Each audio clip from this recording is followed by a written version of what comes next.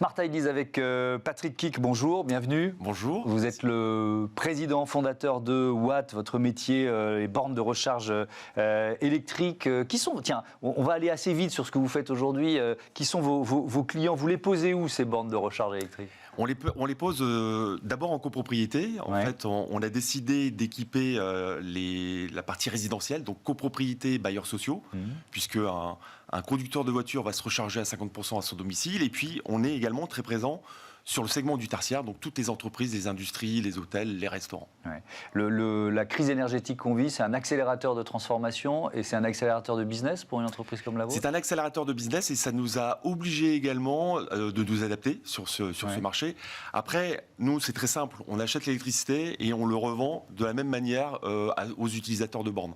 Donc, effectivement, si l'électricité est très chère, malheureusement, on va le revendre le même prix très cher. Mais quand il baisse, on va le vendre également avec un prix inférieur. Vous avez créé Watt en 2018 avec Yann Evin. 5 ans plus tard, vous en êtes où du développement de l'entreprise? Eh bien, écoutez, on a une très belle progression puisque on a commencé tout seul, effectivement, avec Yann. Et aujourd'hui, on est déjà à 170 personnes. On onboard en moyenne 10 à 15 personnes de plus chaque mois. Donc chaque mois. Chaque mois. Donc on recrute effectivement énormément. On est sur un marché exponentiel. Et ce que l'on souhaite, c'est vraiment faire aucune contre-référence client. On a développé les 3 segments, donc du résidentiel, bailleurs sociaux et puis tertiaire. On a de très belles références maintenant. On a un réseau de bornes qui est assez intéressant. Et puis maintenant, la nouveauté, c'est qu'effectivement, on a intégré un fonds d'investissement. Raise Impact. Raise Impact. On est très content qu'il nous ait choisi et que on les a également choisis. C'est un fonds bienveillant qui nous apporte énormément en industrie, c'est-à-dire qu'ils nous mettent en relation avec pas mal de gens. Ils sont facilitateurs justement dans le développement de l'entreprise, notamment sur la partie digitalisation. C'est ça aujourd'hui l'enjeu en 2023 de Watt. Oui, effectivement, il rentre à hauteur de, je crois, 30 millions d'euros.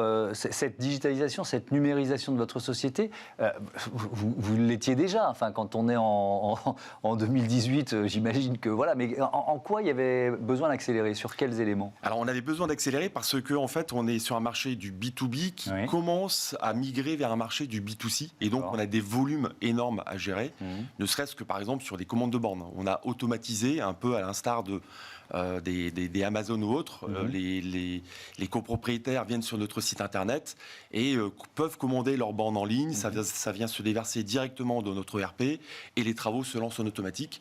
Alors qu'auparavant, on faisait ça à la main et c'était pourvoyeur de beaucoup de main-d'œuvre, malheureusement. Cette entrée de Raise Impact, c'est aussi la possibilité d'accélérer le recrutement. Vous nous disiez, voilà, vous embauchez 10 à 15 personnes, c'est ça, par mois. Profitez-en, quel type de talent vous recherchez? Alors on cherche beaucoup de talents, on cherche bien entendu des ingénieurs commerciaux sur les 3 segments de marché. Et vraiment le fer de lance, c'est la partie travaux, c'est-à-dire conducteur de travaux, chargé d'affaires, sur le périmètre France, avec pas mal de facilités, notamment de télétravail. On peut faire du full télétravail également sur l'ensemble de la France. Le but, c'est de mailler notre présence sur le territoire français et d'être à moins d'1 heure de chacun de nos clients. Donc toujours apporter de la satisfaction client et du service. Et pour l'instant, vous êtes uniquement sur le marché français? Vous commencez à regarder ce qui se passe ailleurs? Alors, très bonne question. Aujourd'hui, on est effectivement sur le marché français. On veut s'asseoir correctement sur le marché français et asseoir notre position. Et je ne vous cache pas qu'effectivement, on va regarder à court, moyen terme ce qui se passe en Europe. L'électrification de nos mobilités, elle se fait dans l'urgence. Vous avez dit c'est un marché.